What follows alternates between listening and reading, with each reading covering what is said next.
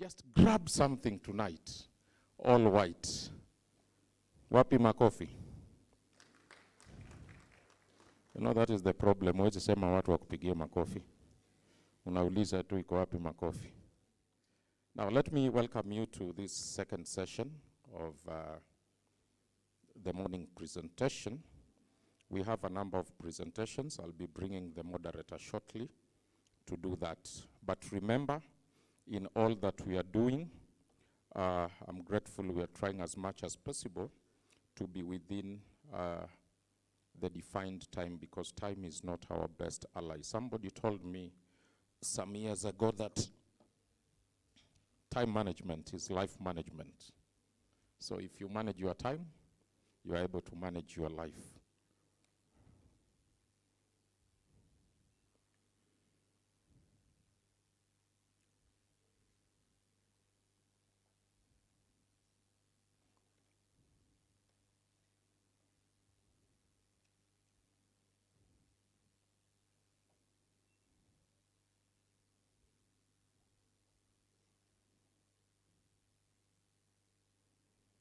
So just to remind you that this event is being streamed live, both on WASPA Facebook page and also on WASPA YouTube page.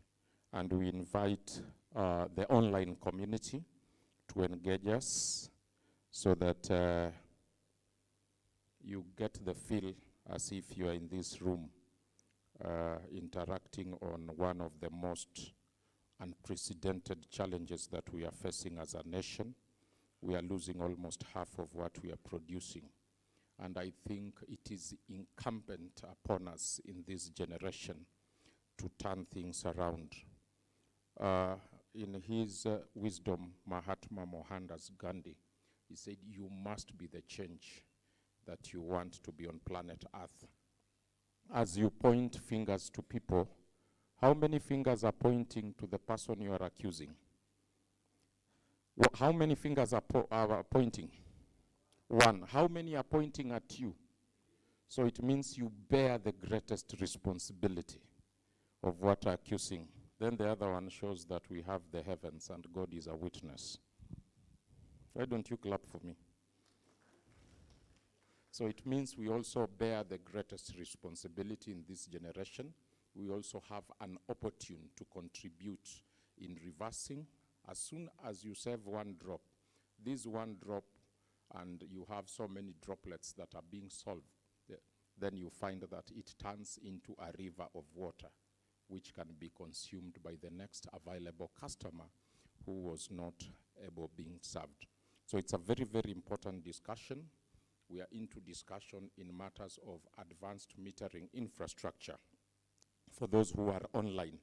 And this time we are focusing on technologies that assist us to measure the amount of water that is being consumed with a lot of precision, so that we are able to deal, you can say squarely, perpendicularly, I don't know how you want us to deal with these water losses. So this is the discussion we are into, and these sessions we are bringing techpreneurs from across the world. You have CityTaps here all the way from France. You have Liaison Tech from China. You've had the discussions. We have Germany products. We have French products. We also have Kenyan products. All these are being sampled here. So to usher us into the next session, I want to bring Vincent. But remember, for those who have joined, that penultimately tonight we have a gala dinner. And the gala dinner is just to give us a reflection, because what is important is we want to look at the guidelines that already have been developed, though that they have not been approved, but you'll be given a sneak peek into those guidelines. How do they look like? Because as utilities, we want to set the minimum specs to weed out what you can call counterfeits, because they are there now that we are in the advent. We are talking about smart metering. There are a lot of them. If you go to other countries like Malawi, South Africa, I'm told they are uprooting all of them. They have failed. So we don't want to go the same way, and that is why we are very, very keen in terms of specifications. So that would be the gala dinner. We are starting at 7 and up to around 8. So it is a gala dinner. There will be dinner. Then we said that yesterday you had a cock. The tail which was missing has been left on top of the gala dinner. It is going to be hot. So be prepared tonight. If you had a dinner date or whatever, let it be here, not outside there. But the code of dressing is all white. So grab time, go into some of the stores, grab, if it is a scarf, it's, I don't know what it is, but we are saying all white function. So assist me to welcome Vincent, who will be taking us. He is a seasoned professional with a bias in water and sanitation. He has been working with a number of institutions. Currently is the head of programs at GAWASNET. Iko wapi makofi ya Vincent?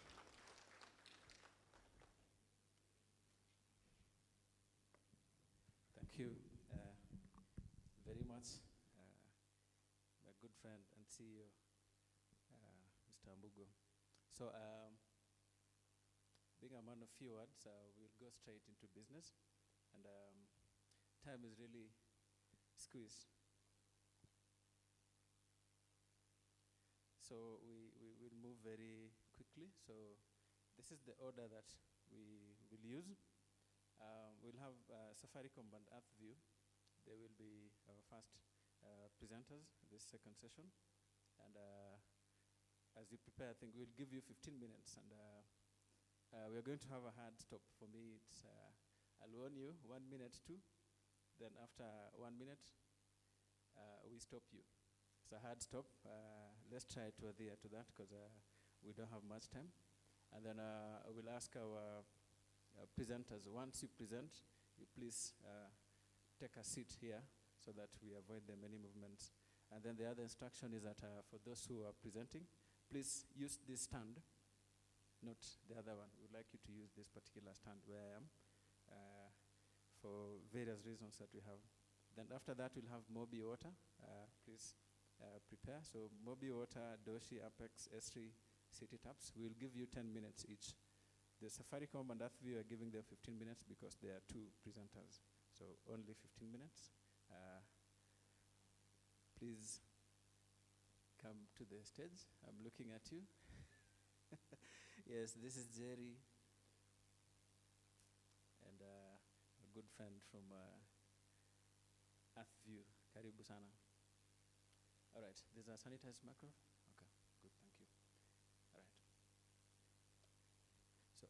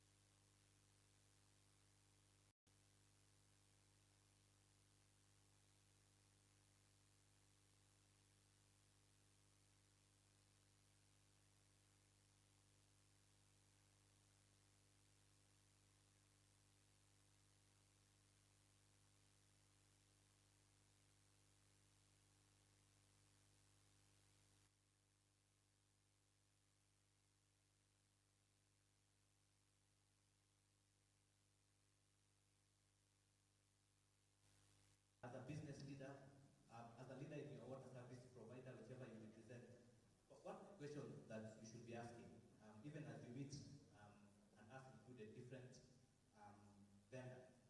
So let's look at 3 key things that are driving adoption of smart technology. Slide 1, please. Why should you adopt smart technology? And I'll borrow heavily on the discussions that we had yesterday, especially from Malindi, Elderwas, and Bomet. So there is value in adopting smart technology.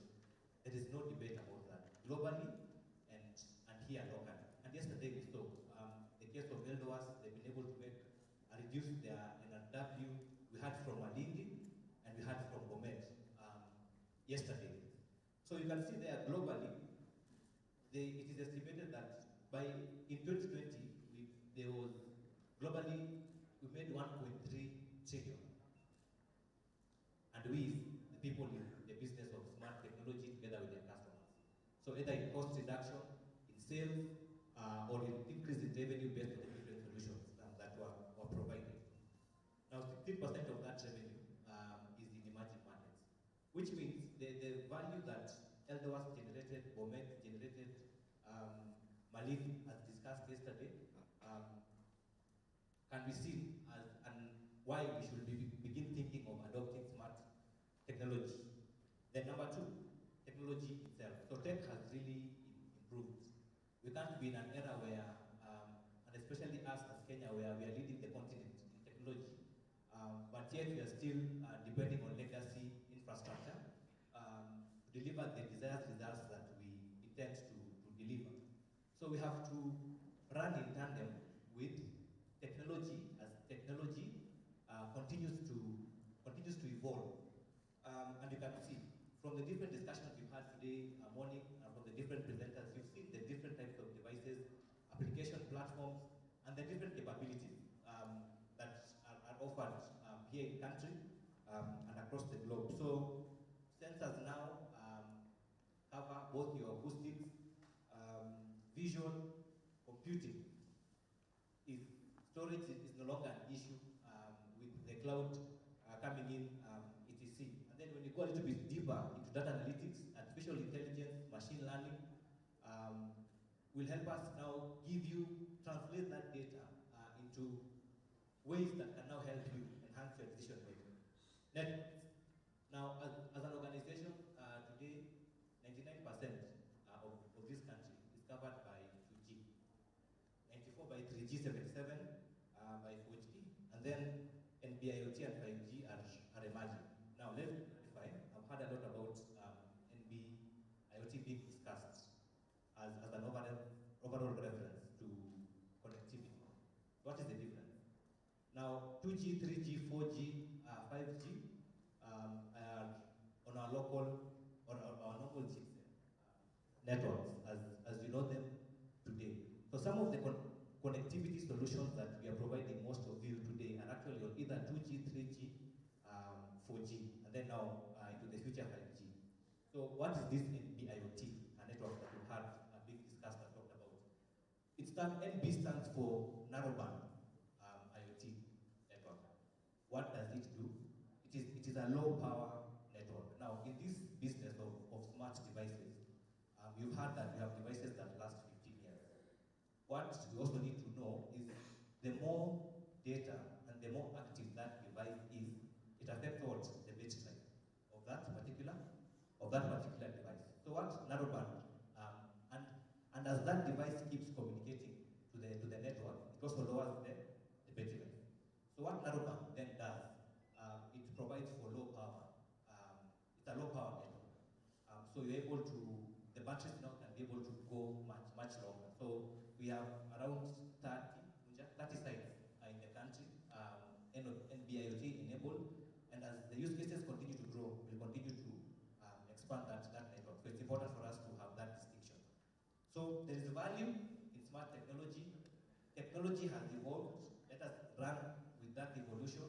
And then the networks. Today there is no way in this country that you will put a smart meter that will not be able to communicate back to you on the GSM infrastructure.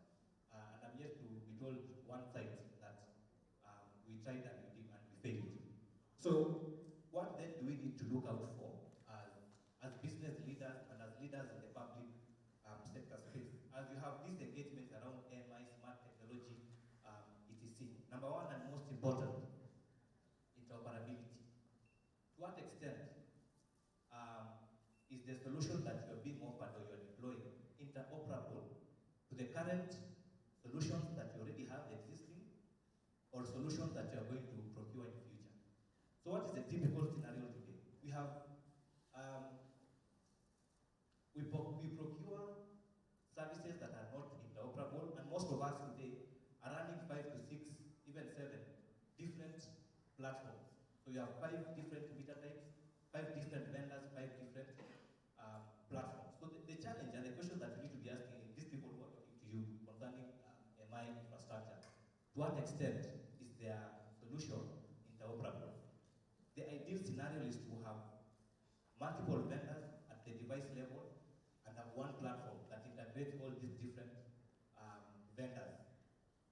So interoperability becomes extremely key. And also look at interoperability from a perspective that to what extent is your platform interoperable to my current environment? What does that to you? It lowers your cost of switching. So it makes the project affordable. Installation and configuration. Now, we are getting into new technology, new areas. So with that comes its own complexity. So what does that mean? To what extent can you, as the players in your sector, especially the guys in the public sector, or the WSPs leaders that are here, to what extent how easy is it to install and to configure these devices? Because for you to build a sustainable business, as your customers continue to grow, you want to take control of that ecosystem. You don't want to rely on a vendor, including ourselves, to be installing every other meter that you launch into your ecosystem. You need to get to a place where the projects you are doing can support scale. So the question you need to ask is, to what extent, to how easy is it to install and to configure? If internally we are lacking capacity or talent, then the focus should be how can I upskill my teams to be able to run some of these projects by themselves. The issue of cybersecurity. Now you're taking everything online, on the internet. To what extent are you secure? What happens now when you expose all these things to the internet? It means now you are out there, people know LWAS today. The guy scanning the internet can see those meters somewhere here in Eldoret. So how secure are you? And security, look at it from the device level, to the network level, to the platform, application layer. So you have to look at security and all those components. And those are the tough questions we need to start asking on the different engagements that we have. If you don't look at that security from the onset, I can tell you for free, it's just a matter of time. Because before most of us, you start getting hits from a cybersecurity perspective. Then remember, we have people always scanning the network on vulnerabilities. So something to consider, something worth asking. Talent. As we move into AMI, are we investing in capacity building within our organization? Are we training? Are we learning this technology that we are moving towards? To what extent are we ready to adopt this technology within our ecosystem? Can we ask those questions around cybersecurity? Or we still have to rely on vendors to run most of these things for ourselves? So as we move into AMI, we also need to ensure that we are equipping ourselves, we are building capacity and talent. Issues around privacy and confidentiality. Now, when you get into this world of smart, now we also know we have a data commissioner in country. So what are you doing with the data that you're holding today? To what extent is that data secure? Are questions that you need to begin asking. Where is that data domiciled? And do the rules and regulations of the current in-country allow us to have that data where it is currently sitting? So it's very interesting questions that we need to ask. And if we don't, it's just a matter of time, they'll have implications around us. Then lastly, this issue around public policy, of course. We have WASPA, who is working very closely with us and helping drive some of this change agenda. I want to speak lastly about change management. Now, when we look at transitioning into technology, we usually think it is the prerogative of the IT or the ICT departments within our company. I want to challenge us. It is not about ICT and IoT. This type of environment you are getting, this type of environment that you are getting into has to be looked at from a business process perspective. So it involves all the different facets within the organization. It is not just technology by itself that will help us reduce NRW. A lot of other things. How do the culture around the organization, your business processes, etc., need to align to ensure that you manage this change, and especially now as most of us are looking at towards this transition. So as leaders, I'll throw this back to you. To what extent have you invested in yourselves to learn what AMI is and what does it mean to you in these different facets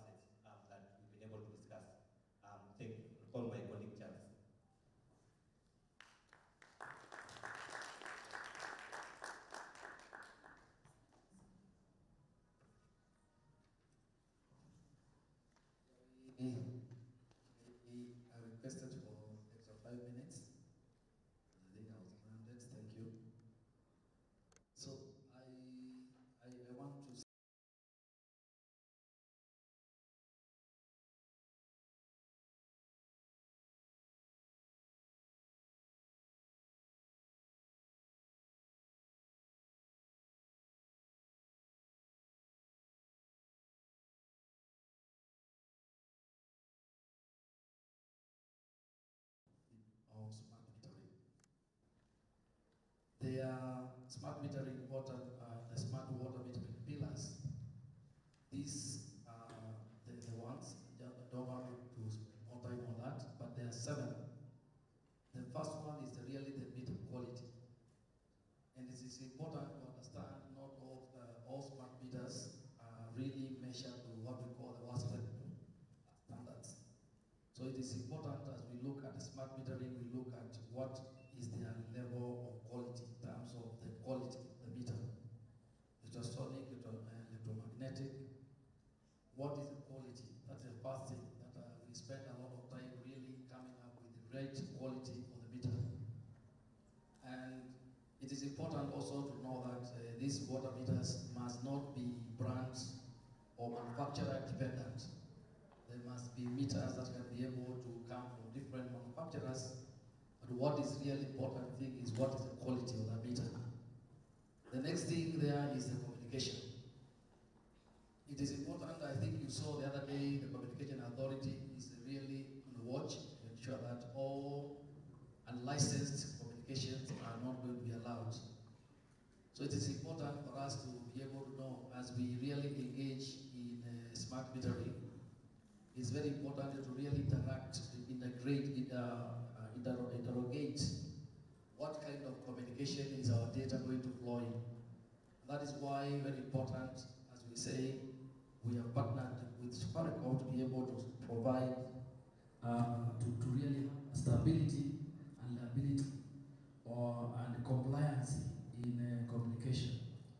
You need to have, especially if you're moving 100% to smart metering or even 50%, then what communication are you going to use?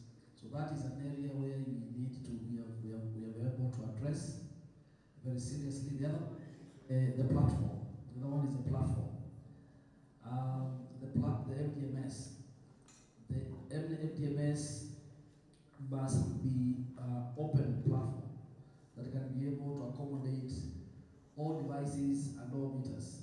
A lot of platforms in the current are actually manufacturer driven, and we are moving out from manufacturer driven platform to a locally developed platform.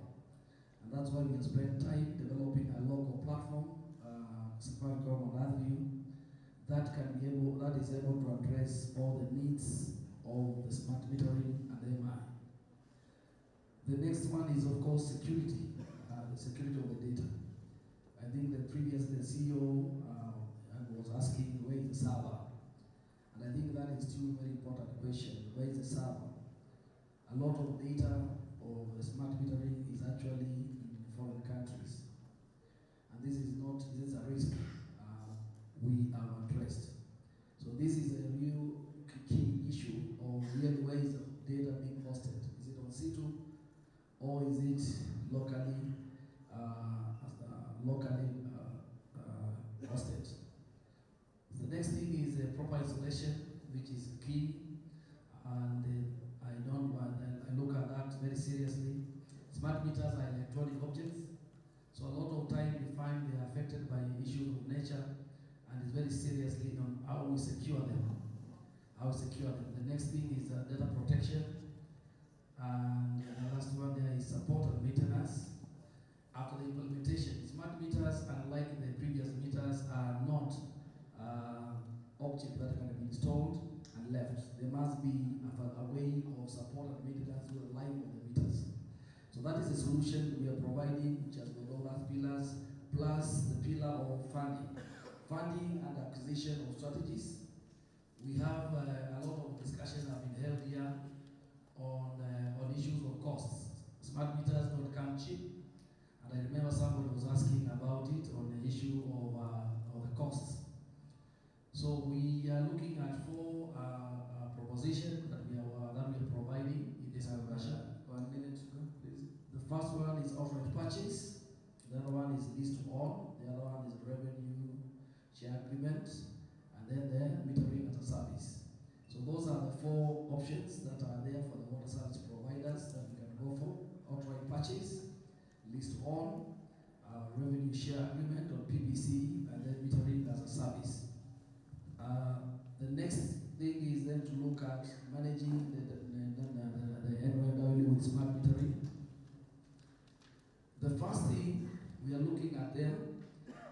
smart meters. Down there, we're looking down. Down there is smart meters.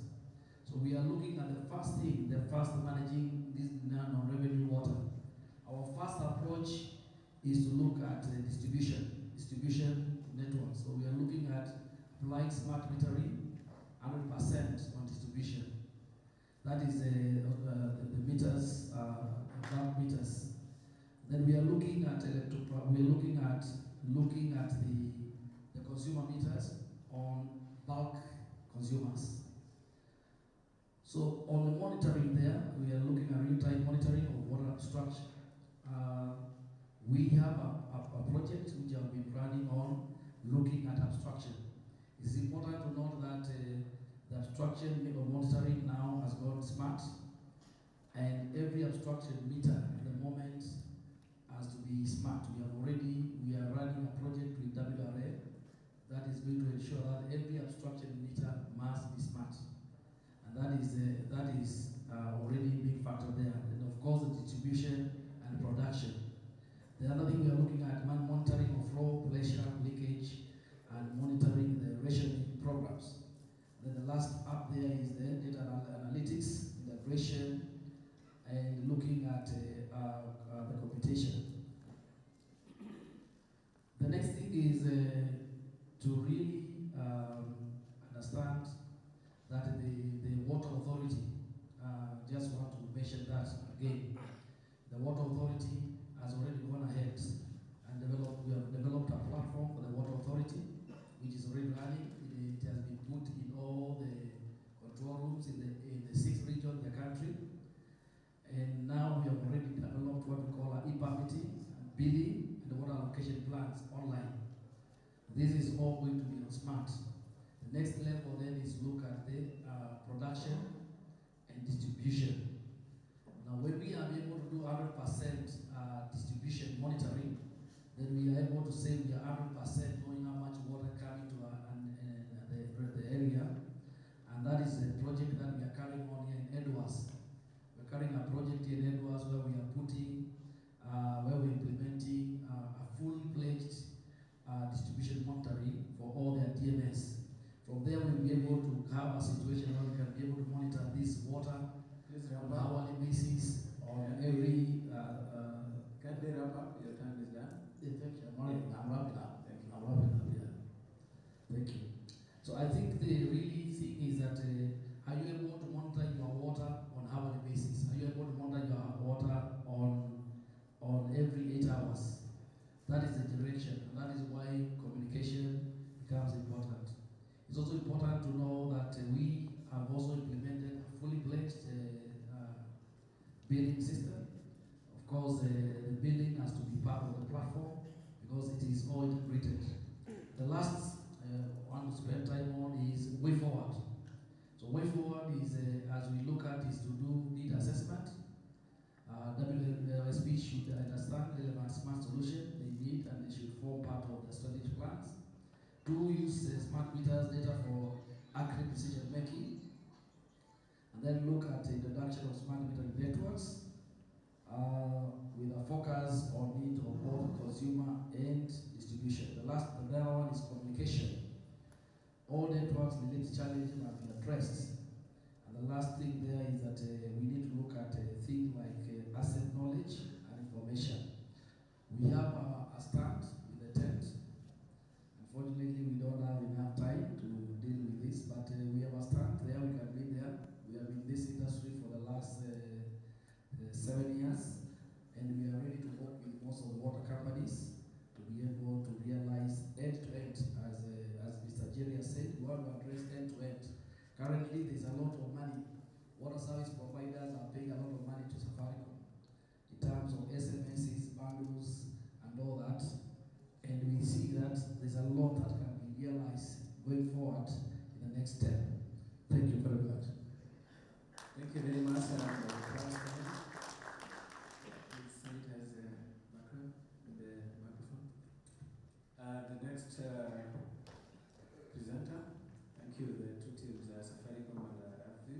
We have Icheru Kevin from Mobi Water. Please be outstanding.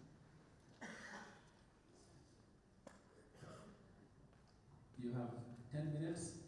I will stop you at 9 minutes. If you proceed, we will ask the microphone to be switched off. Okay, no problem. Thank you.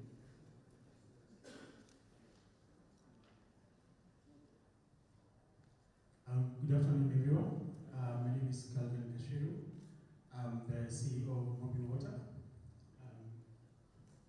I think as it's put on, I think I can just talk about what we do. So ideally, at Mobile Water, we locally design and develop real-time water monitoring solutions. And one of our goals is to actually be able to provide you with an end-to-end solution that allows you to track the full infrastructure. So something that combines your smart meters, combines your rudimentary infrastructure like tanks, including a billing platform that allows you to make seamless payments using M-Pesa. So next. So yeah, just a brief background about our company. So we started in 2016, incorporated in 2017. So we're turning 5 next month.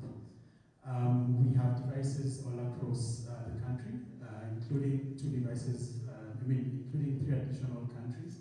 So that's Madagascar and Sierra Leone. Ideally, what we do is we provide hardware solutions.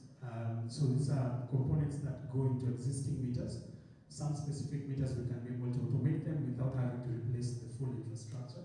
We provide smart tank level sensors that allow you to be able to track water levels and volume in your tanks and reservoirs within your distribution network, basically on any mobile phone or via SMS notifications whenever the tanks are low. In terms of billing, we provide both prepaid and postpaid smart billing solutions. So prepaid means basically works like how KPLC works. You buy a token through a paybill number, you get an SMS with that token number, you input that into the meter, and you're able to get water. So once the credits run out, the meters will remotely shut off, prompting a user to buy additional tokens. Postpaid, the meters send data once a day. At the end of the month, the data is accumulated, and then an invoice is sent to the client remotely. And all this can be done on either a mobile app, so you can get an app notification with your water bill. It can be done on SMS. You can actually SMS the client their water bills, and you can get an email notification of your water bill. So we try as much as possible to be able to not just provide metering infrastructure, but to try and see if we can bring the whole entire infrastructure, including tanks, reservoirs, online. Next. So this is ideally how we optimize the water value chain. So we're looking at how you abstract water. We can provide smart meters for that. We can also provide borehole monitoring systems. So this look at the static levels of water in your boreholes. Apart from that, once the water goes to your treatment facilities, we can help you track your reservoir storage tanks, let you know how much water you have in your systems. We can provide the bulk meters that can be able to track how much water you're distributing into your network. We can actually provide smart bulk DMAs and check meters, so that allow you to know how much water is going into each specific zone. Lastly, at the consumer level, we also provide now the prepaid and postpaid smart billing.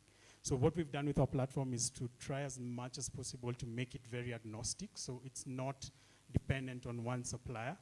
I think in the room we've worked with multiple suppliers. We've done Elster Kent meters, we've done Danco meters, Wesan, we've done Chinese meters, Wisdom. So you ideally allow you to have a customizable solution that at any point in time, if you opt to leave that specific platform, it's very easy for you to leave and go to a new platform. And I think that's one of the things that came out. So how do you ensure that you have interoperability within that technology that you adopt? Aside from that, so that's how ideally the smart meters work. So you have your meters installed. This can either be a pulse counter installed on top of your existing meter. So the devices send data every 10 minutes. It's fully programmable depending on how much data you want. The data is sent to the Mobile Water Cloud. Here we just analyze the data, refine it. It's fully encrypted so that you can be secure in terms of how you access it. And at the end of the day, we provide you with a full software suite to be able to track that. So not just an online dashboard, but also a mobile app that you can be sitting in your room or sitting even here in this conference, and you can see how much water has actually been distributed within your different networks. And on top of that, you can set different sort of notifications. So if you're looking at tracking day flow and night flow, you can actually set flow rate notifications that will allow you to know if, let's say, you have a water shut off or you're doing a rationing plan, this will allow you to know when water is cut off and when water is actually resumed within the network. On top of that, we've built different analytics tools in our software. So you can actually do automated meter balances. You can have your check meters and your main meters being able to balance themselves out without having to do it manually. You can also customize the different sort of notifications for your platform. So once we provide the software to you, it's up to you to manage it yourselves. We just provide remote support at any point in time. And then, as I mentioned, with the pictures, we are meter agnostic. So it doesn't really matter what meter you use. As long as the meter has a pulse output, we can be able to automate that on our platform. And any meter that has a pulse output can be moved from one vendor to the next. So that's one of the things that you can also look into. Next. Yeah, so prepaid billing, as I mentioned, it's pretty straightforward. I'm sure we've all used KPLC's prepaid billing system. So basically, you have your meters, either one with an integrated keypad, so keypad is built on top of the meter, or one with a separate keypad that's completely separate from the actual metering unit. The system is already integrated into your M-Pesa pay bill, so money goes directly into your pay bill. So a user will actually buy the tokens, receive an SMS like what we have there that gives you the 20-digit token number, tells you the unit rate for each of the amount of water that you've bought, and also tells you the volume of water that you've actually used. So you as a utility, basically you have a platform where you can be able to now see all the transactions that have been made, how much money is coming in. And one of the beauty about prepaid meters is it's very good for cash flow projections. So within the first 1 or 2 months, once the meter is installed, you have a very good range of how your clients are making the payments, what sort of increments they're using. So you have clients that are paying as low as 30 shillings to access water. We have clients that are paying bulk 2K, 3K to just access the water. So it actually gives you sort of a trajectory into how clients are purchasing water. And that's one of the things that with our existing clients, we use to track meter tampering or things like that. So we just analyze your transactional purchases, how many you make a month, and then we have a threshold for that. So once we notice a meter is actually not having any purchases, you get a notification for that. Next. Postpaid meters, so we have both the mechanical meter with a SIM card inside, and we have the ultrasonic meter with a SIM card inside. You can either opt to have data going directly through Safaricom or any other network provider's SIM card directly to the platform. We also integrate into different gateways. I think you've heard about LoRa being mentioned. It's quite similar to what also Danco is using, so we've actually integrated that. But at the end of the day, these meters basically update data once a day. At the end of the month, the data is accumulated, and then an invoice is sent to the client automatically. So what's interesting about our meters also is you still have the option of being able to remotely shut them off, and this can be automated. So if our client hasn't paid within 5 days of the end of the month, the meter can be set to remotely shut off. And then once they make the payment, they can actually be restarted. Next. Yeah, and in line with what I mentioned, so we not only provide metering solutions, but also sensors that help you track your infrastructure. So one of the things that we've actually been doing with lots of utilities is installing smart tank level sensors. So on tanks as small as 50,000 liters up to 5 million liters is the biggest we've done so far. So same sort of method. So the sensors upload data every 5-10 minutes. It's fully programmable. You have multiple users being able to track the levels of water in the tank, the volume of water in the tank, if they're being distributed. Anytime there's an issue within the tank, so let's say you're likely to have overflows, which can lead to revenue loss, the system actually sends a notification for you to be able to know that. And if you're looking at also maintaining pressure within your network, yeah. 1 minute. Yeah. If you're looking at maintaining a good pressure network within your distribution network, you can actually set a low-level notification so that anytime your water goes below a certain threshold, you actually get a notification for that. Next. Yeah, so this is basically our current footprint in Kenya. So we have, we're working in about 16 counties, so different sort of clients. 104 organizations, including 4 water utilities, so Nyeri, Nakuru, Nanyuki, and Gusii Water. We currently track about 8 million liters every single day, each device updating every 10 minutes.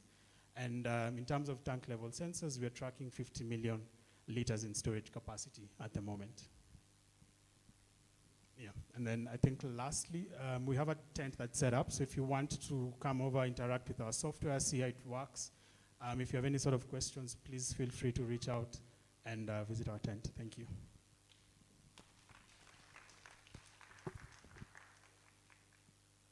Thank you very much. You kept your time, 10 minutes. A round of applause to him, please. Okay. So next we will have Engineer Elisha Omega from Doshi Water, presenting on water loss management, practical interventions. Karibu sana, you have 10 minutes.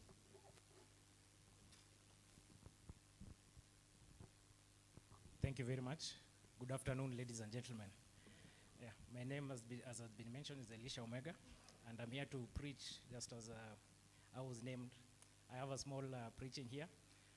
Tackling this water loss management, we know, as Christians, we're familiar with that verse of, put on the full armor of God, that ye may be able to stand against the wiles of the devil.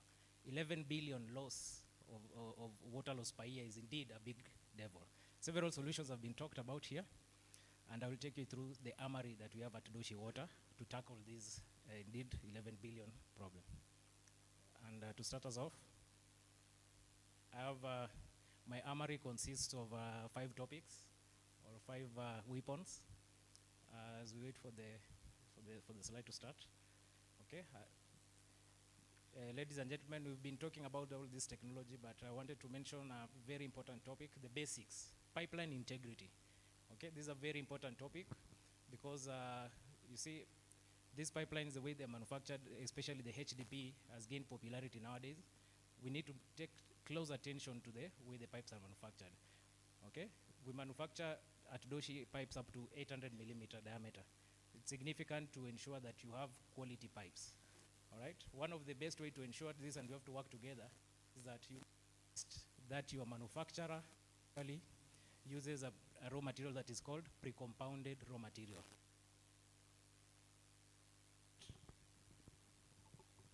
This raw material will ensure that this pipeline will actually serve the service life of the HDP, which is 50 years plus.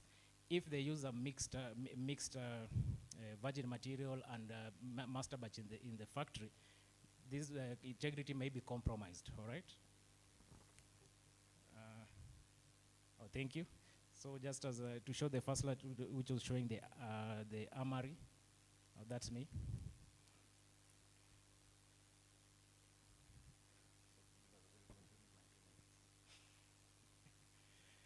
Okay. Oh, you've gone to the end. Okay. So I mentioned that it's important that you insist that these pipelines be manufactured using pre-compounded raw material. A mixture of these, as I told you, will compromise on the quality of the pipe. We have a world-class laboratory at Doshi Water, and we conduct several tests, okay? The very most important tests on HDP is tensile test and hydrostatic pressure test. We have witnessed that there are some pipes that can pass the hydrostatic pressure test but fail the tensile test. Test is very important so that the pipe can withstand any surge in the system. Okay, so how do we partner in this? Ensure and always demand for test certificates that show that. Thank you.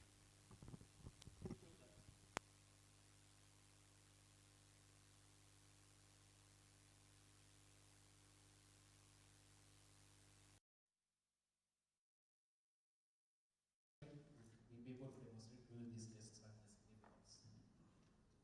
Okay? Well, thank you. So that was the slide that I mentioned. That's a pre-compounded raw material. It has already been mixed, and it's just put in the extruder, and it will give good quality pipelines that will be able to withstand against the UV rays of the sunlight, even up to 50 years and maybe beyond. Right? These are some photos of our equipment that work in the laboratory. We do tests according to the ISO and CAP standards to ensure that these pipelines really meet the structural integrity required. Another tool that we have in our armory is pressure management. Okay? This is very important because most of our pipeline systems, as I've visited several, they're subjected to high pressures. Okay, research has been done in Australia, and it has indicated that even reducing the pressure by 40% led to reduction by 55% of pipeline bursts. In Brazil, from 155 bursts to 95. That's amazing. That's quite significant, right? So how do we do pressure management? You have to pressure zone the pipe, the supply region, the establishment, okay, to achieve the various pressure ratings. As you can see, that house that is on the lower hill will be subjected to high pressure. So you need to install a pressure reducing valve to ensure that it will not be subjected to high pressure. This will lead also to regular pipe burst, and if there is a crack in the pipeline which you cannot be able to see, when this pipeline is subjected to high pressure, the leakage will be more. Do we agree? Thank you. Can I get an amen? I said I'm preaching. So how does a pressure reducing valve work? Take a look. What it does is that it will maintain a constant low pressure regardless of the rising upstream pressure or any change in the upstream pressure. When I expected the video to play. So, like at night, when the pressure is high, what happens? When the consumption is low at night, the pressure goes up. What the pressure reducing valve will do is that it will maintain a constant set low pressure, and it will ensure that the pressure will not exceed the required. This will protect the pipelines that are in the downstream of the pressure reducing valve.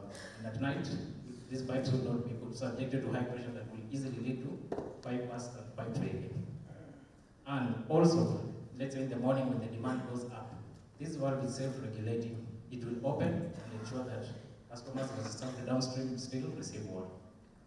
This water was, as you can see, during when the demand is high downstream, when the pressure goes down, you see the diaphragm will open to ensure that customers get water at a constant pressure.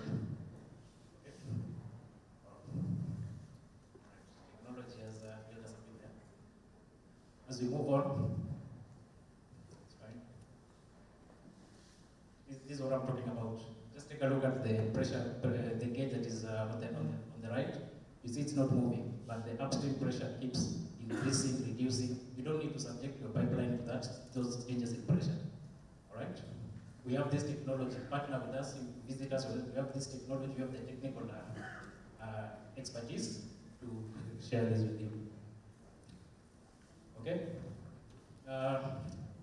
14% of household usage in our houses is unmeasured due to leaks. Okay? This is according to research by American Water Works Association. Just next slide. You have those very small leakages in a faucet or in a tap or in the toilet that the water meter cannot be sensitive enough to measure. If it's in an estate or in an entire water service distribution area, this is quite significant. Okay, one of the armory that we have to tackle this is called an unmeasured flow reducer. Just play the next, go to the next slide. There's a slide that was showing the video. Thank you. It's a very short demonstration.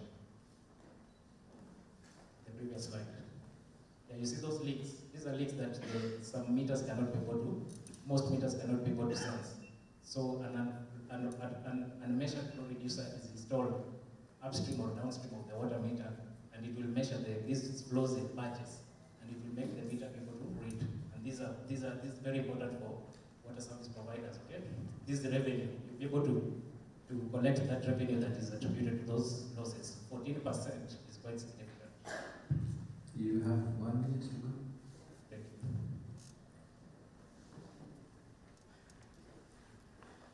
All right. I'm also on my timer. I have 2 minutes.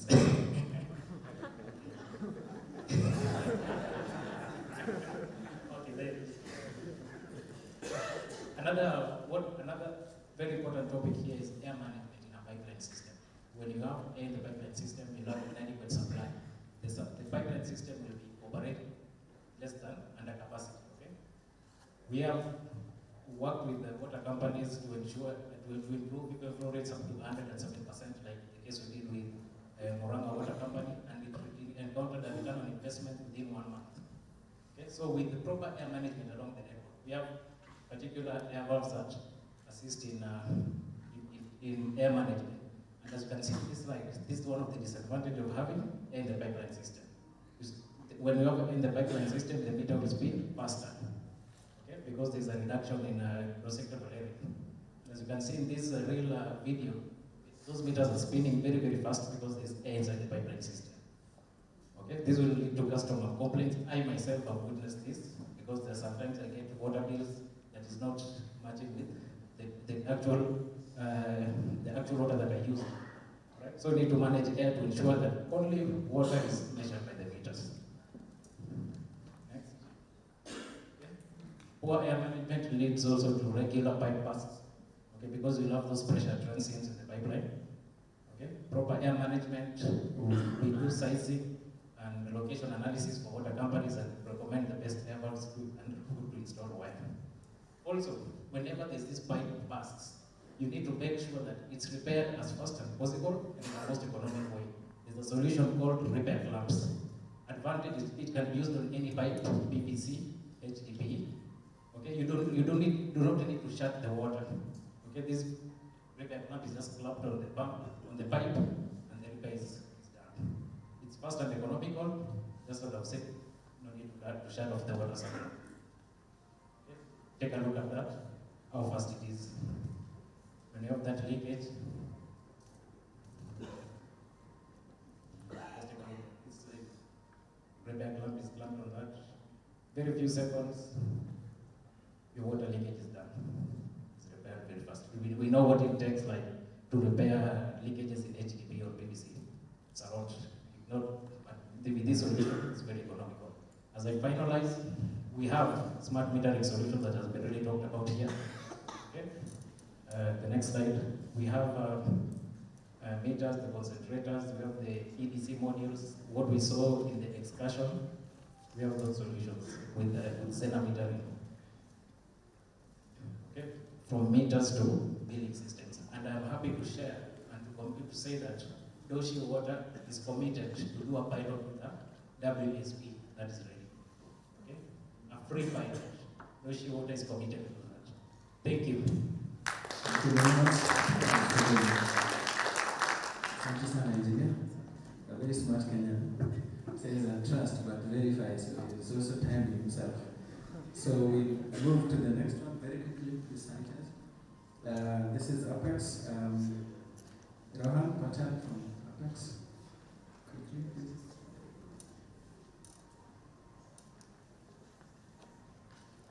All right, thank you very much. You have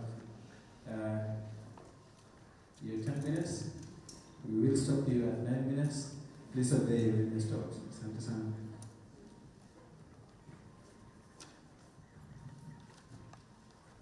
Good afternoon, everyone. I can see people are not attending. They're still sleeping. Are they hungry? Once again, good afternoon. That's good. So, my name is Rohan Patel from Apex Piping and Apex Steel.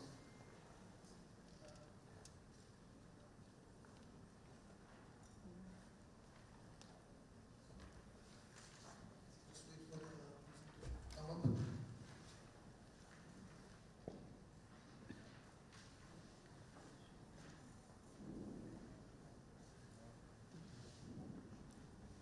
Presentation is up. So initially, first I'll start with our company name as Apex. I'll start to introduce Apex. Now you can see on the presentation it says A means for ahead of innovation. B is for the priority in our products. E is for the succeed of customer expectations.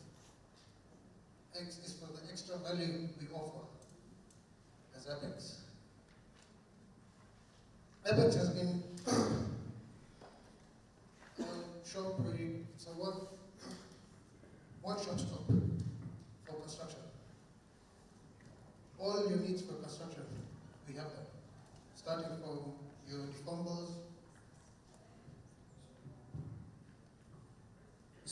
deformers, your mabatis, piping, we have it all. We have even construction chemicals. I'll just brief you on Apex when it started. Apex started in 1970 as just Apex tube mill and rolling mill. From there, Apex was the first company to make deform bars to grade of 500 plus. That's a grade which is used for deform bars. Then after that, Apex became a series of piping solutions as well, including PPR, PVC, HDP pipes and fittings. Once we went into all these productions, we have the world-class testing facilities in our factories. We have 3 factories at Hathi River. One will be the rolling mill, plastics, and tube mill. Apex is also home to innovation solutions such as cut and bend. The cut and bend and the couplers, I'll come back to it on the next slides on the presentation. We have a short video to show you about all of the facilities and our factories. Can you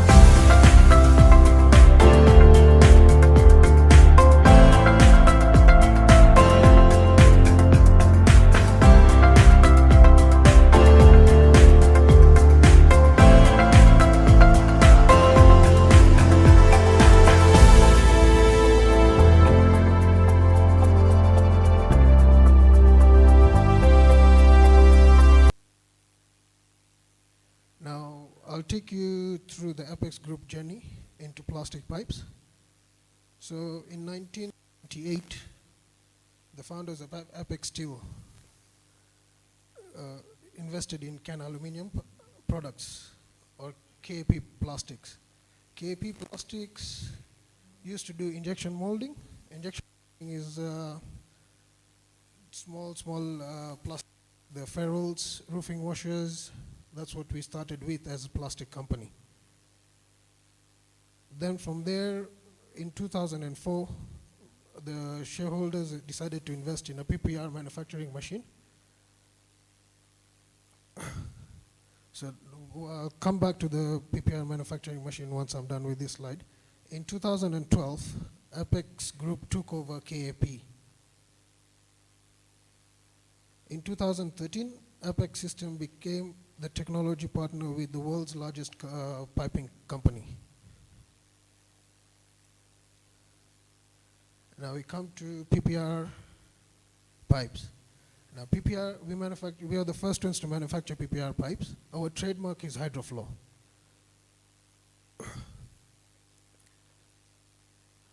We were the first companies in East Africa to make PPR pipes, ridiculously changing the plumbing industry from galvanizing pipes to plastic pipes. Why we decided this? Because you see, galvanized pipes, they normally get rust. They start leaking in your houses, or mainly PPR pipes are mainly used for housing and commercial buildings.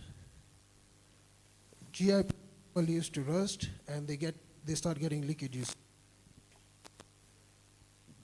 The damage after installing the GI pipes, they're normally in the columns. So now once you have a pipe in column and you have a leakage, you're normally entitled to change it, so that's why we went into PPR plastic pipes. PPR plastic pipes do not rust, and it's much better for human consumption because our pipes are made out of 100% virgin material without adding any additives, making it a perfect fit for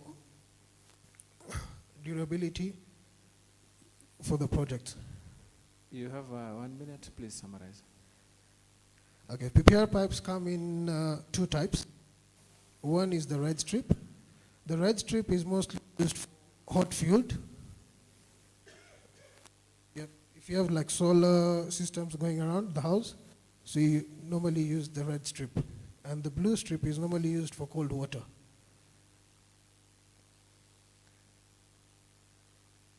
The other pipe we make is PVC, PVC pipes. Our pipes are lead-free pipes. Lead-free pipe is the stabilizer used to manufacture the PVC pipes. There are other factories normally use. Your time is up. Please wrap Just give me extra 5 minutes, I'll finish up quickly. no, 5 minutes, no. Please, 1 minute, please wrap up. Yeah. Right. Yeah. So the other companies which use stabilizers with lead, but our pipes are lead-free. So our pipes are much more better for human consumption, because even the World Health Organization has approved that as well. This is one of our mixing plant. The plant is from Europe, and it's a state-of-art technology for mixing the pipe, and gives you the accuracy for mixing the raw material with the stabilizer, offering our customers consistent quality and product that they can trust. This is one of the socketing machines. PVC pipe, pressure pipes normally have a socketing issue at the joints. If your socketing is not right, when you lay the pipes, you normally have leakages in the middle.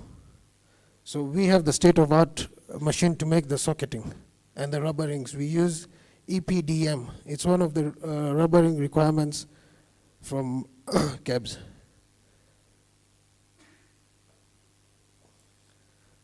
We also manufacture HDP pipes. As Apex Piping, we invested in HDP pipe in 2019, again with European machines, and has continued to grow their product line in this area. We also offer welding services, like the butt welding machine you saw on the video. We offer all that. And we also have the fittings for butt welding, electrofusion, and compression couplings. That's mainly used for HDPE pipes. We also have accessories like valves, the sluice valves, gate valves, air release valves. We have water meters as well, and even smart water meters we have in our range as well. We also have flanges and VJ coupling. Just the last view. So this is our testing facility. This is where we were the first in Kenya to do inline testing.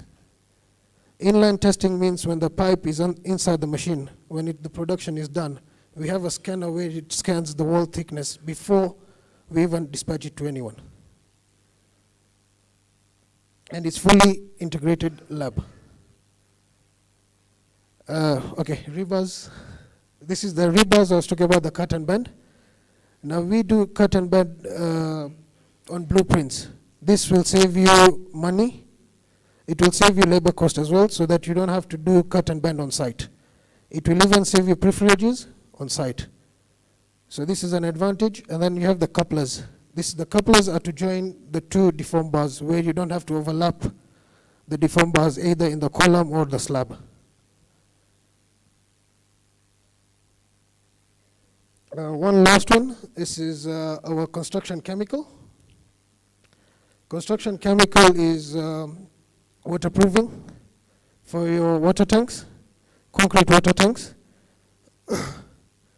And we have Zinga as well.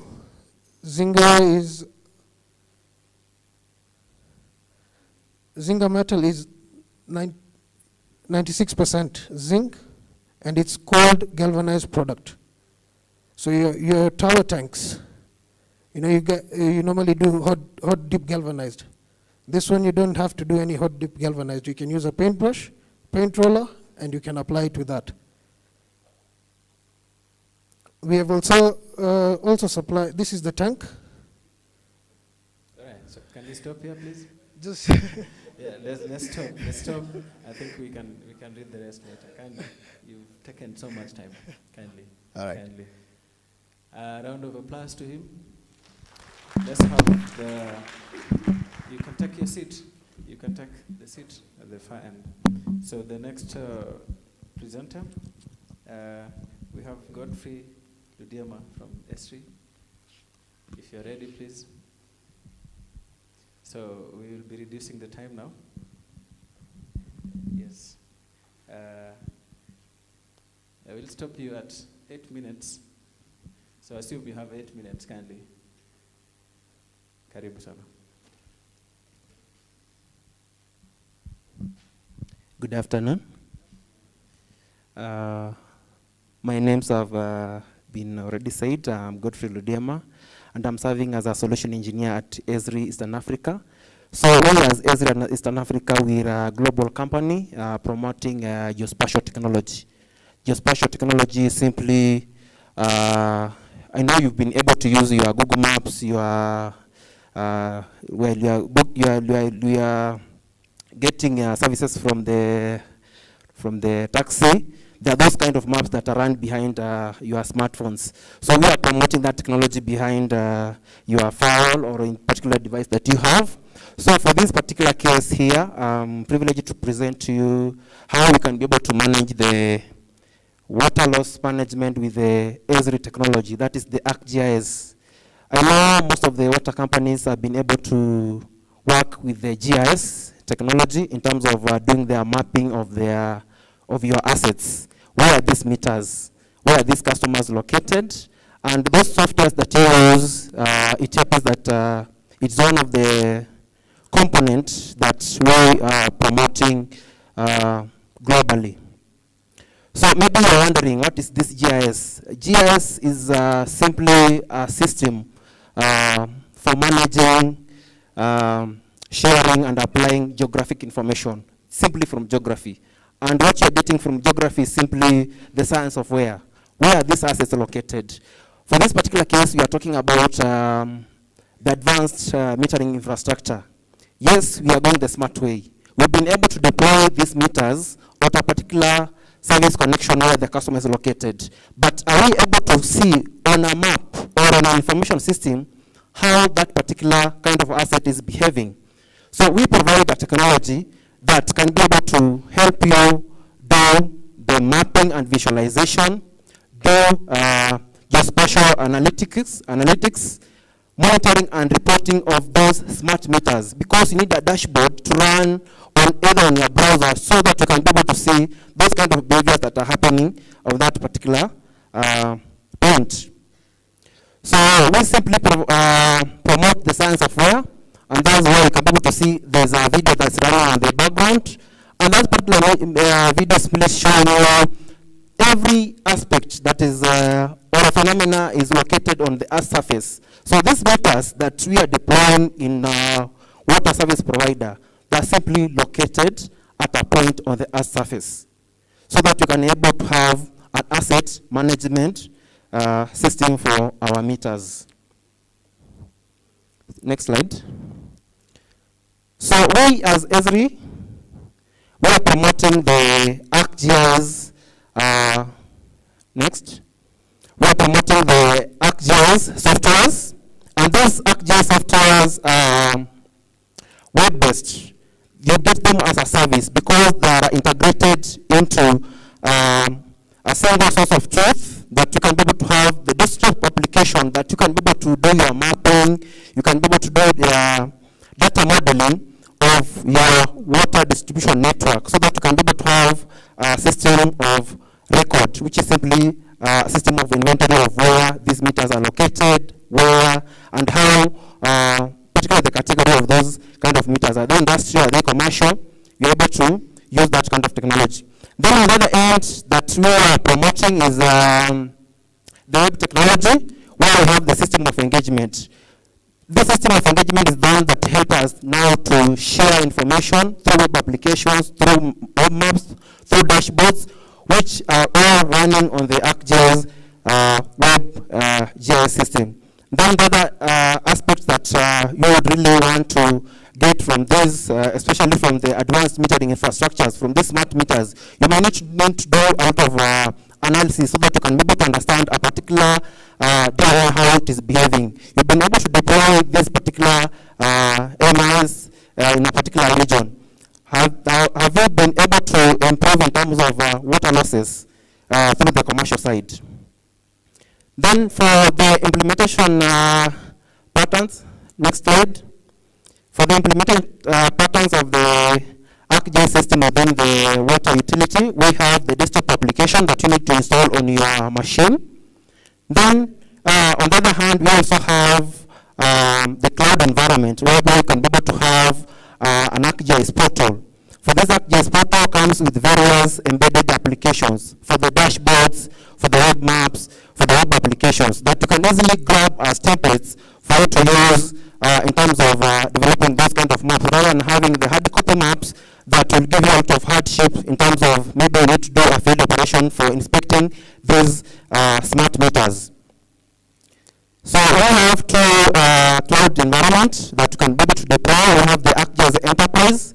Then we have the ArcGIS Enterprise, there's one that you can be able to deploy on your machine, on your servers. Then for the ArcGIS Online, it's the one that you can be able to host for you. And for this case, you can only use it as a software, as a service, in such a way that you can also integrate with the smart meters. Next slide. Sorry, go back. Go back. So with every technology, we have a particular data model for water utilities. This specifically for water utilities is called water utility network. And this kind of data model is able to capture all kinds of assets that you would have on a water service provider service area, be it the fire hydrants, be it those valves. I'm actually hearing about the air valves, those pipes. You can be able to do it on a data model rather than just having them as share files or just data assets that are running in your folders in your computers. Then the next slide. Next slide is the one that I'm talking about now, the IoT, the real-time information in systems.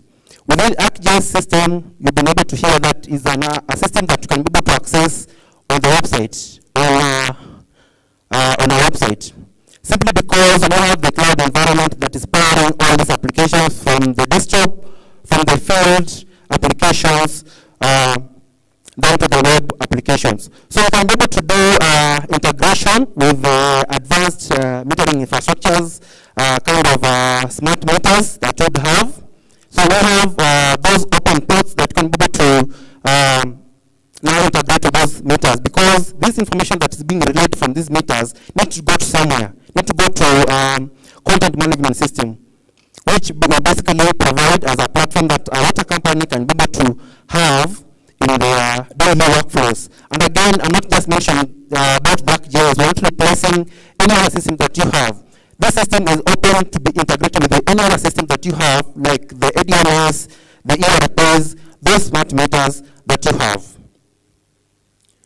So for you to be able to, next slide, for you to be able to now to be able to integrate with the other Internet of Things, the other smart meters that you have, we have those specific applications that you can be able to use to integrate with those smart meters. We have the ArcGIS geo-event server. It basically picks the events of those particular smart meters. Then it can be relayed to a particular portal whereby a customer can be able to access this information, or the water service provider can be able to access this information through a portal or a service.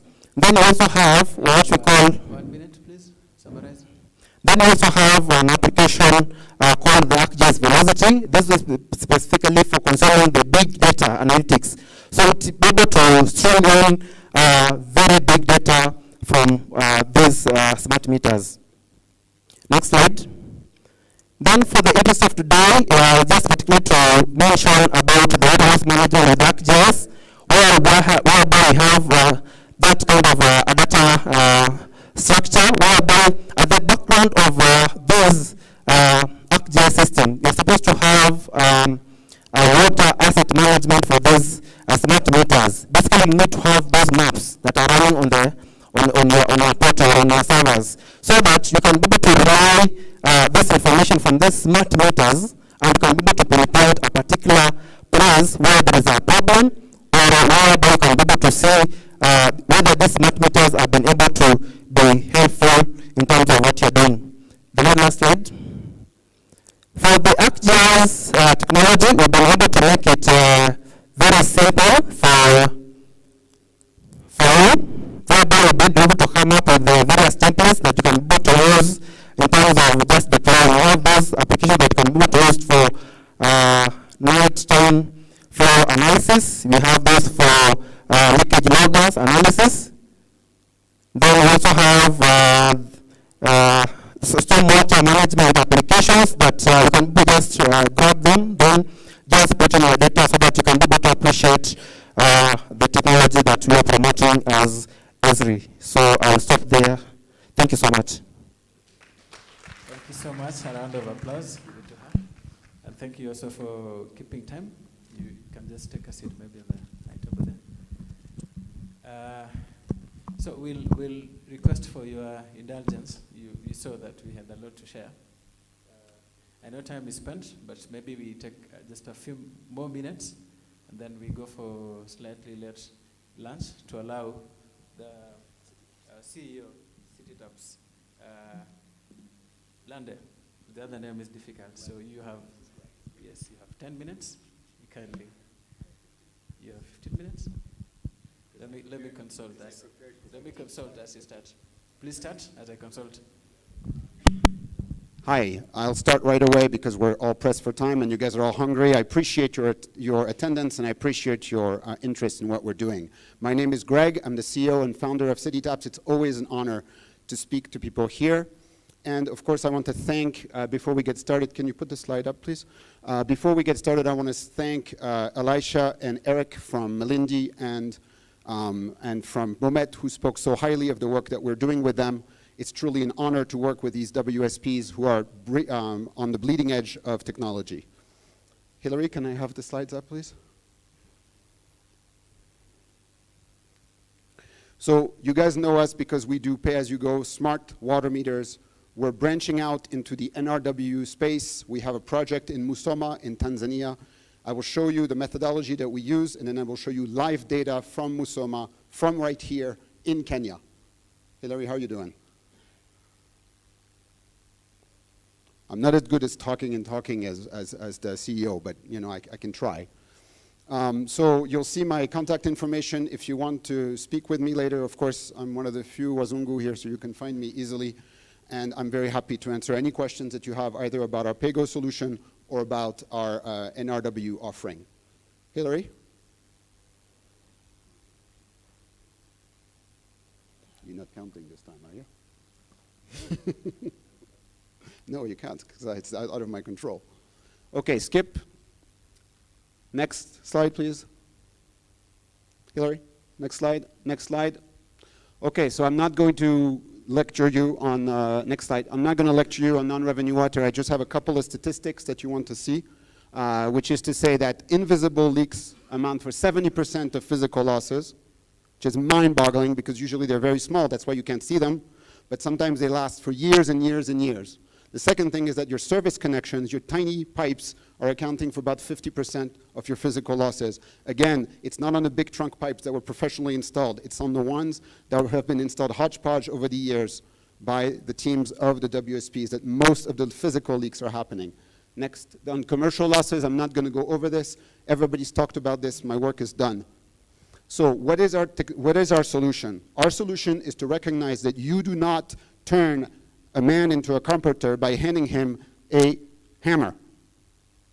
We understand that humans are the ones that are actually doing the things that need to be done, and that, as the Safaricom people said, you have to manage the change. You have to make sure that the people who are actually doing the work have the physical means and have the enticement, have the will, have the desire to reduce the non-revenue water for the WSP. They have to see it as their personal mission, and that is something that only the top management of the utility can do, but for that you need tools, okay? So we intend with our solution to deliver quick wins that keep people engaged, particularly the guys who are out there with their boots on the ground doing the hard work. Next, please. So the first thing that we do is that we offer a tool to update your GIS system. It's compatible with ArcView, ArcGIS that was just introduced. It's compatible with QGIS, which is the open source version. And, sorry, I'm not in the middle of the picture. And what it allows your team to traverse your area of service and update everything, edit data, collect data in a collaborative way. Everybody can participate. It allows you to then analyze and visualize the data on a map, and it allows you to share maps and data across your organization, which is step one to agreeing on where you are right now. Next, please. With that information, you can do active DMA management. That includes monitoring your water production and your DMAs. That includes detecting bursts within 24 hours using data analysis. That includes calculating your NRW indicators and producing WASREB reports automatically, and of course sharing information across your WSP. Next slide. So in order to accurately measure water, you need accurate water meters. These are bulk water meters that are ultrasonic. They are made in France, equipped with GPRS flow and pressure sensors so that you have all the data all the time. The thing that makes these meters unlike any other that has been introduced today is that they are the only ones in the world that don't have mirrors. And so there's nothing interrupting the flow, nothing for anything to catch on. Okay, next please. And then with the data that's coming from the meters, the analysis from our software, and the ability to collect real-time data, to automatically monitor what's happening in the DMA, and to split between physical and commercial losses, to generate alerts, you now have the ability to manage your team in a proactive manner and decide where to send people in the most efficient way possible. And I will demonstrate that later in the presentation. Next slide, please. So on the commercial side, you clearly have some customers that are generating the vast majority of your revenue, and those, or at least who should be. And those people are the ones that you want to focus on first. Next slide. And equip them. So first what you want to do is you want to analyze your commercial database, and you want to identify those meters that may be under-registering, those meters that may have reading errors, those meters that are too big and therefore not accurately recording low flows, and those meters that are too slow and therefore not recording high flows properly. In order to do that, you need our solution, which is essentially a data analysis solution that allows you to then make a program for meter replacement. Once you've decided which meters you want to replace, previous slide, please. No, sorry, I apologize. Next.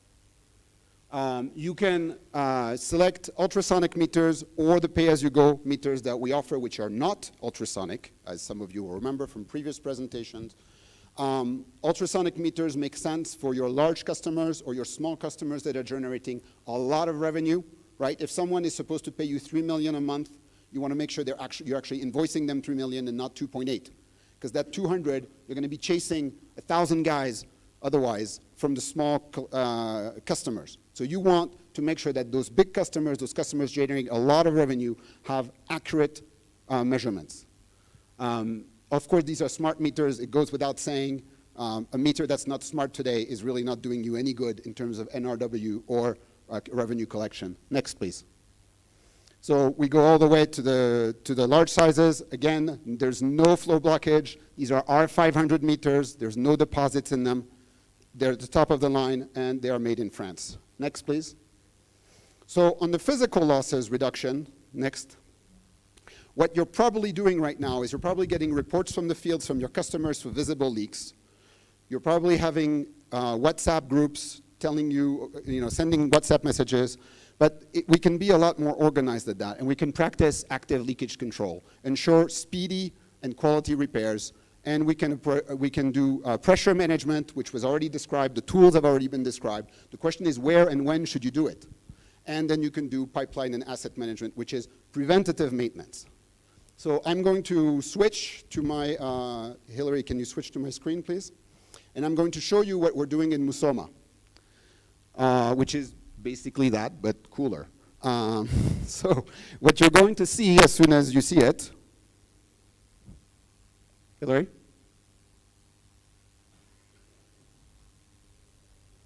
Yeah? Are we good? Sir?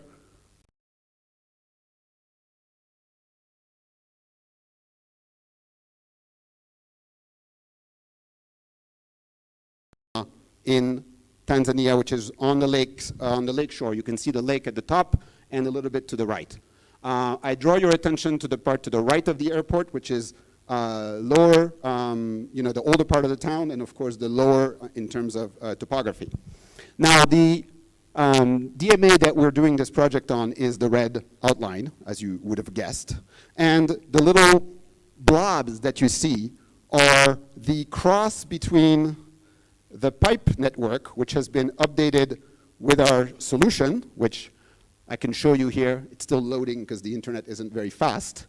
And the analysis that we do from the satellite image using radar. Now you're thinking this sounds like science fiction, and it kind of is to some extent. But the part that's really cool about this is that every little one of these blobs, and I'm going to zoom onto one of them, is a likely location for a leak, which means that when you're sending out your team to detect leaks with acoustic equipment, they're not just going randomly on a wild goose chase through your network, which means that they're likely to find the leak, which means they're likely to be happy, and which means they're likely to be motivated and want to go the next day. Because one of the greatest problems with all these acoustic acoustic detection equipment, it's not so easy to say, huh? Try it. Is that, of course, they end up gathering dust in a closet because after you've sent your team out for 3 weeks in the dead of night, in the cold, and they don't find anything, they get really disappointed and really, really discouraged. So here we have the leaks that have been found and reported by people, both of them. So you can see there's different kinds of leaks here that are tracked, and this is in order for you to then prioritize the leak reduction, the leak fixing, right? So the ones with a question mark are the ones that need to be checked by an employee. They've been identified, but an employee of WASPA needs to go to the field and verify that this is indeed a leak. The ones that have the wrenches are things that need to be fixed. And the ones that have the checks are the ones that have indeed been fixed. And you can see that in the areas where there is the little blobby things, right, like here, for example, there are, in fact, leaks, and that they have, in fact, been fixed. Now, in this particular blobby thing, they have not yet sent someone, and they have not yet found a leak. Now, if you're wondering how they find the leaks, the radar detects basically chlorine in the water and other key chemical markers so that we know that it's not, for example, a pond or a puddle, okay, just so you know. So this is what you do, and to give you a little bit more data, if I go, for example, to this leak, you can see that the person who has inspected it, reported it, it's all there, the date, everything, and of course there's even a picture, which we hope the internet will allow us to see. It's a very romantic picture, it's beautiful, I mean this is high quality photography, but you know what, it's a leak. And it says something to the team that's gonna go fix it about the kinds of tools that they need in order to be successful at fixing it. So now I want to remove this and show you some of the other things you can do with this information, which is that if you look at the old part of town, if you remember, this is the old part of town, you see there's a lot of suspected leaks, right? So this could be for a number of reasons. It could be because the pipes are really old and they need to be changed. It could just be because we're downhill from everything, and therefore the pressure is through the roof, and you need to buy one of those pressure regulating valves that have been advertised here. We don't sell those things, but we'll be glad to integrate them into our software so that they become useful for you in your management. Okay, can we go back to the Yeah, I have 2 minutes, kindly. I have 2 slides, so I think we're good. 2 minutes, thank you. Okay, next, please. So this is the tool you use to localize the leaks once they've been pre-localized, right? It's an acoustic, it's very normal. Next. So because you have all these data about what's going on in the field, you can actually measure your teams, I don't want to say against each other, but you can benchmark them. You can decide, you know, which neighborhoods are likely to have more leaks. And importantly, next slide, please, you can keep track of all activities, and you can plan your pipe replacement schedule and strategy in a proactive manner. So the analytics tell you what the history of leakage has been on certain segments.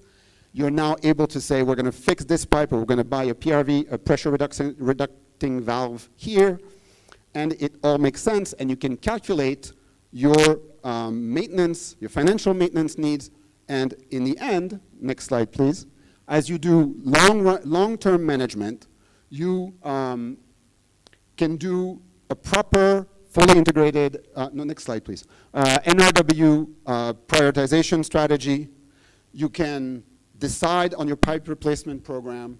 You can decide on your meter replacement program with an eye to the finances so that you can then ask for financing from either the government or from the banking partners who are here. And one of the things that we do provide at City Taps is the link to those banking partners. We are very happy to work with them. In fact, I want to recognize how forward-thinking they are in coming to the assistance of WSPs in Kenya in the last year or so. And so we are here, in addition to our pay-as-you-go solution, which many of you are familiar with this NRW solution to help you on a step-by-step basis. One of the things I did not say is that we don't sell you this whole thing all at once. We sell you what you need, when you need it. We walk, then we jog, then we run, then we ride a bicycle, then we go by car, etc., etc., etc. Okay? There's absolutely no need to buy things that your team doesn't know how to use, that it's not properly trained to use. We go step by step. We want you to be successful because that's where we will be successful in achieving our mission, which is running water in every urban home. Treat us like partners. Treat us like friends, if you will. That's what we want to be. We want to serve you so that you can serve the people. Thank you very much. Thank you.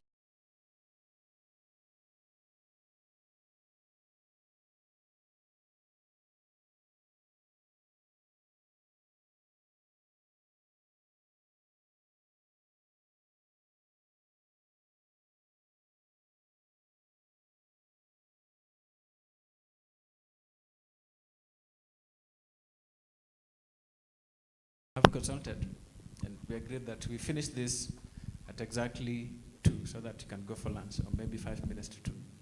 So what that means is that I will open this up to, if there are burning questions, 3. Just 3 burning questions to the panel, then we will wrap up. So I see a hand there, that is number 1. The next one? The gentleman in pink, I think it's, is there any other person? All right, you're number 2, the last one? Okay, please go ahead and shoot your question.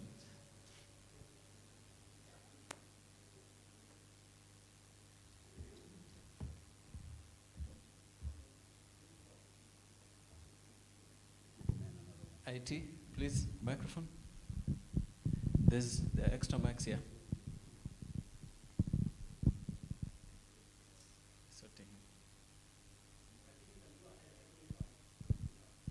Please go ahead.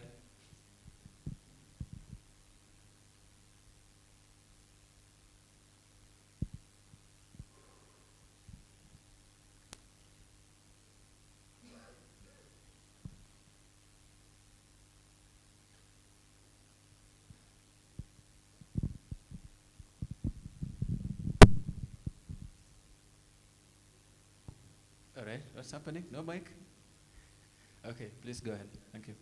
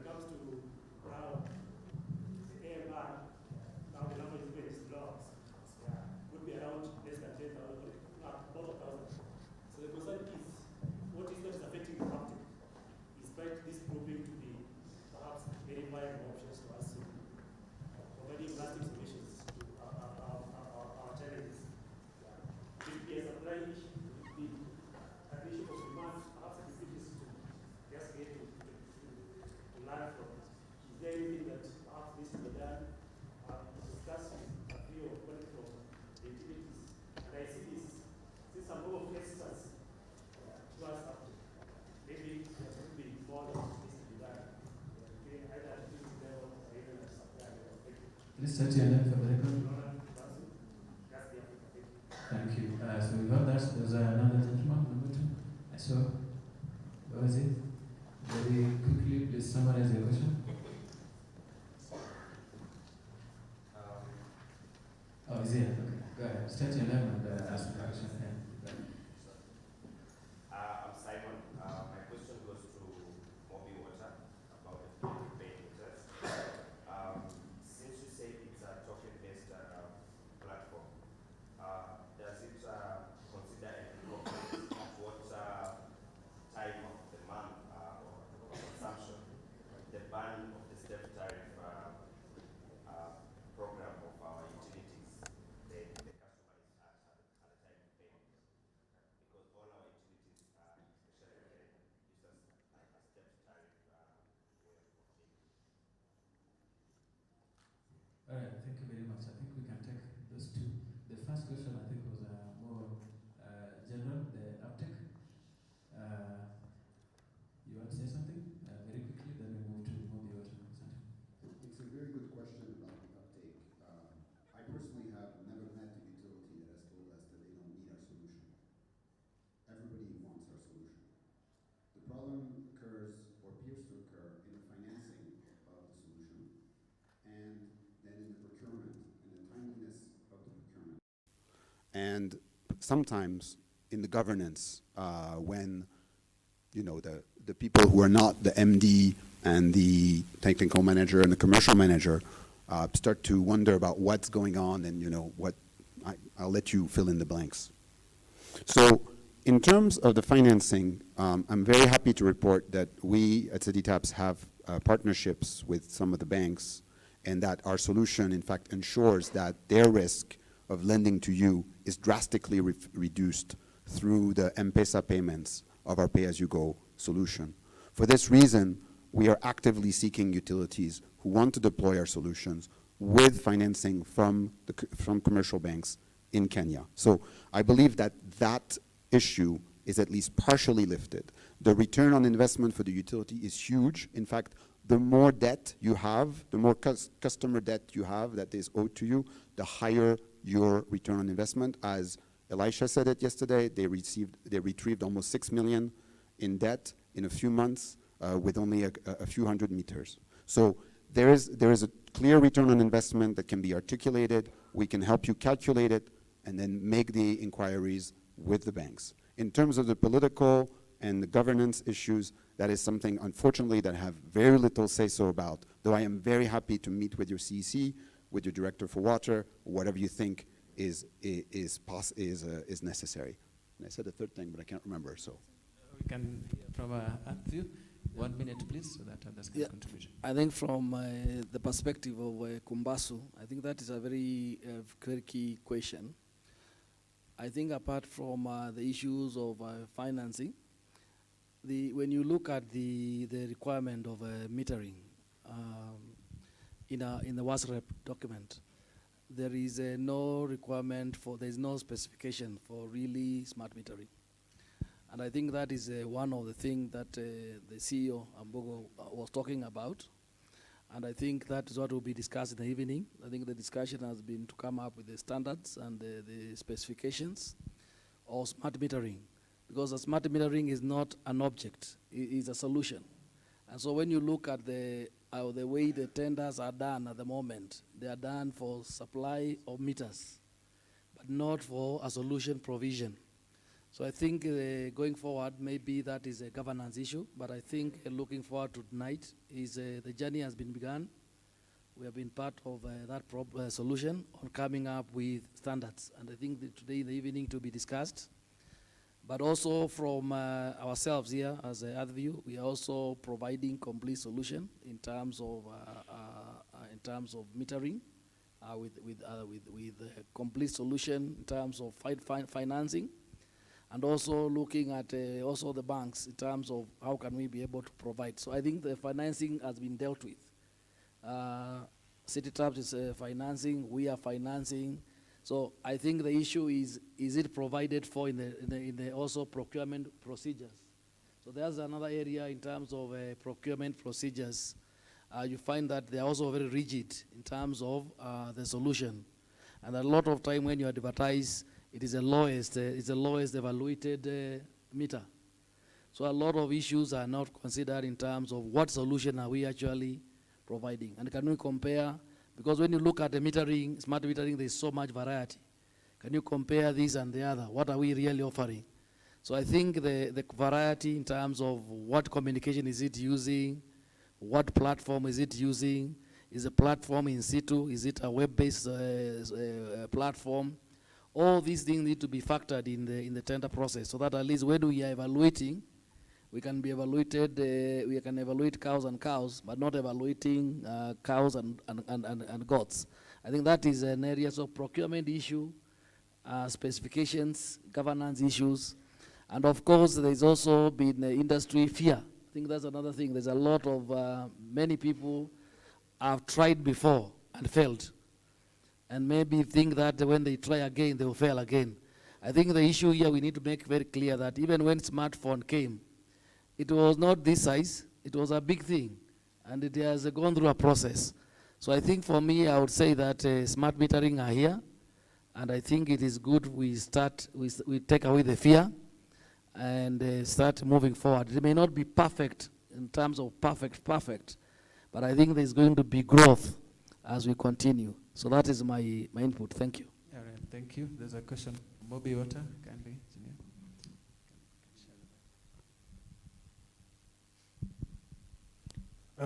Yeah, thank you for the question.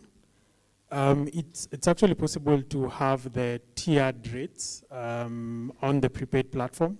Reason being, every time a client makes an initial purchase, what we do is we actually record the credits that we've actually sent to the person in terms of the token units, and also we actually calculate the volume based on your unit rate. So let's say you've purchased 100 shillings, and your unit rate is, let's say the same 100 shillings, then we know we've provided to you 1 cubic of water. So once it reaches your, let's say, residential limit of 6,000 liters, then it moves on to a different tier. You can actually build that into the platform. Another thing that you can actually also be able to do is you can have flexible unit rate costs, which means that if you wanted to change the unit rate in the middle of the month or at a specific time, let's say you've been approved to increase your tiered unit cost for cubic of water, you can actually change that easily on the platform, and the next immediate transaction will reflect that. So it's something that's fully transparent. It's actually there on the SMS that the client will get, their unit rate and their cost, and you can actually have the tiered bands for that. Thank you. I draw your attention to the fact that this, what you just described, is violation of our patent, which is effective in Kenya. So, caveat emptor. All right. Thank you very much. I didn't see any other questions, so I think we can stop here. Is it so burning? I have 3 minutes. Yeah, please shoot. 30 seconds. Just very quickly, kindly. Just summarize.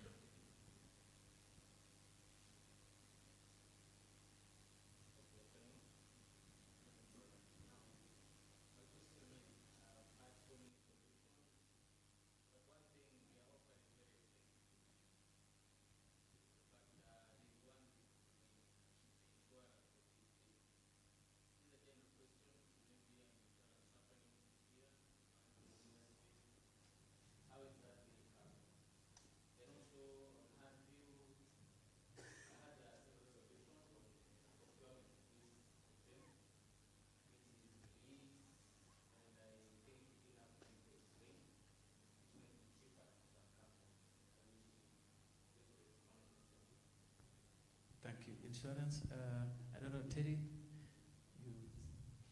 Jerry, you want to pick this in 30 seconds?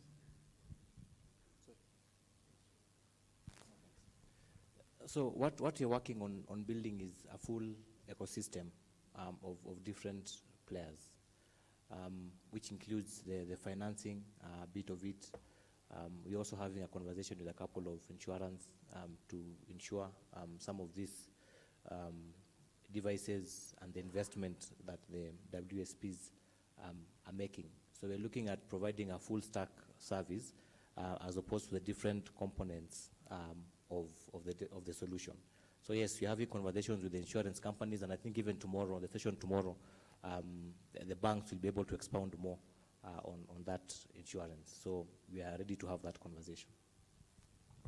I think what also Mr. Ndogo is also asking from Murang'a Water, I think it is to also to look at those four methods of procurement. The first one, I think, is what we do, the outright purchase.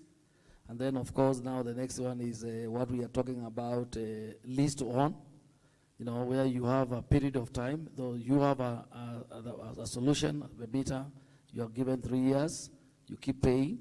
When you finish paying, then the meter is yours because then it's your asset.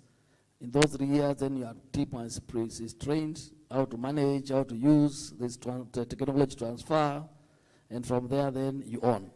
So that's the second option. The third option is what we're talking about, PPC method, PPC performance-based. That is where you are saying that the meter is provided and paid for by what we call the increased revenue. So if there's increased revenue, then it goes to pay for the meter. So basically, there is no capital investment. So what is happening that the meter is only being paid by the increased revenue that is going to be brought about by the meter. That's the third method, so strategy on a business model. The last one then is a metering as a service. And this is what we see maybe being a future process. The biggest question, and I think this is usually the biggest question, is should the water companies own the meters? You know, is there any value in the water companies owning the meter? For a long time, the government used to own Land Rovers, but today the government does not own Land Rovers. They get it as a service. Do the water companies need to own the meter, maintain it, run it? What do they need? I believe what they need is accurate data. So if, for example, an investment company and a bank could collaborate and provide that data accurately and ensure that the metering company can be able to give the data every hour, every 8 hours, depending on the need, then I think that is what we're talking about, the last aspect of a metering as a service. And that is it, the third, the fourth thing. So I think in terms of our procurement methods, we need to think outside the box. Because if we continue thinking the same way of the first one, then we shall still wait until when we shall get money, then to be able to move forward. But I think looking forward, the investment companies, the banks are here, and we are all talking about the same thing. How do we work together within a shorter period to kill this demon of non-revenue water? I think if we think about the last phase, we may deal with this thing within maybe 5 years, and then we shall be in another place. Thank you. Okay, thank you So very much. the best insurance that you can get We need to stop. is to ensure that your supplier has the same incentive as you. And that's precisely what this gentleman just described. As long as you make sure that we get paid when you get paid, and you get paid when we get paid, well then we have matching interest. And that's the best insurance you're going to be able to get, and it's the ones that's going to be cheapest. And that's why we have the business model that we have. I'm not going to go into it because it would take too long. Okay. But that's exactly what you should be looking for, and therefore doing the needful on the procurement, as the gentleman just said, it's essential because it's really outside the box. All right, thank you very much. A round of applause to Thank you. I think I've tried to keep the time late by 3 minutes, but just to summarize and say, very key issues have come up. We are talking of evolving technology, so we need to evolve. Interoperability of these solutions, very important. The installation and configuration, that needs to be checked into. There's the issue of security, and I made a note here, there's both cyber security and even physical security of this infrastructure that we are putting in place. The issues of monitoring for the meters, and other issues coming up is the remote support, the remote shutting of all this infrastructure that we are putting in place. So very, very important issues that are coming up from this panel. I want to thank you so much, and invite you to take back your seats and hand this back to the CEO to release us. Sanjay.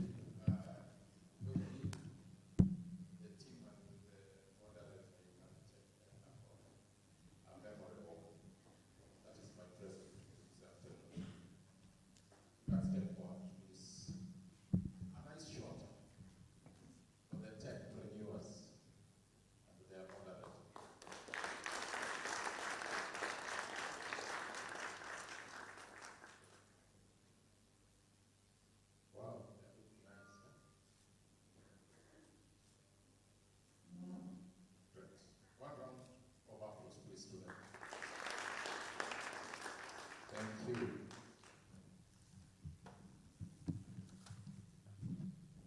Now, I don't want to stand between you and lunch. In a few seconds, I'm going to release you.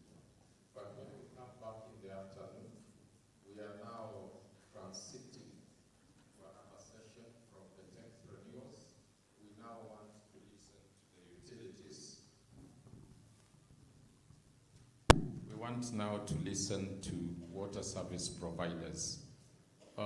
As much as we are focusing on deployment of AMI, it is not the panacea, it is not the only solution that is available for management, water loss management. It is one of the many frontiers that we have. But we want to listen to utilities. What other technologies have they employed to reduce non-revenue water to not even acceptable levels, the best levels? We realize that some of our companies here are doing very much better than other companies in different parts of the world, even in the free world. And that includes, if you look at page 19, we have the lights. We have Meru Water, Kisumu Water, Nanyuki Water. This is not to say that other utilities are not doing well. There are. But we have just sampled. We would parade the entire 79 utilities that are members of WASPA. Then we would not live here today. We would be here for like several days. But we said that let's just sample a few. And I know they won't even have much time. They will be glossing over on what we are saying, leading or good practices.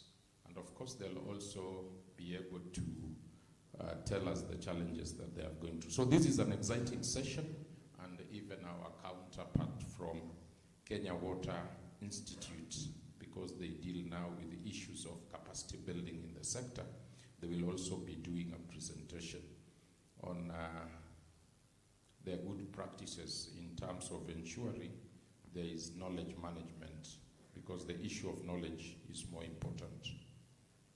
I don't have anything to show me what time it is. Can I request, what time is it? 2:07. Could we be back here by 3? As many as of the opinion say aye. As many as of the contrary opinion say nay. The ayes have it. Then I ask the nays, what time do you want to come back here? I put another question. So they don't want to come back. I wish I knew who you are. Then I would have blocked your voucher for lunch there. But because I don't know who you are, now you have the liberty. But more announcement, remember, tonight we still have the gala dinner. I'm still continuing to remind you that the dress code is all white. And if you can't afford all white, then afford something white.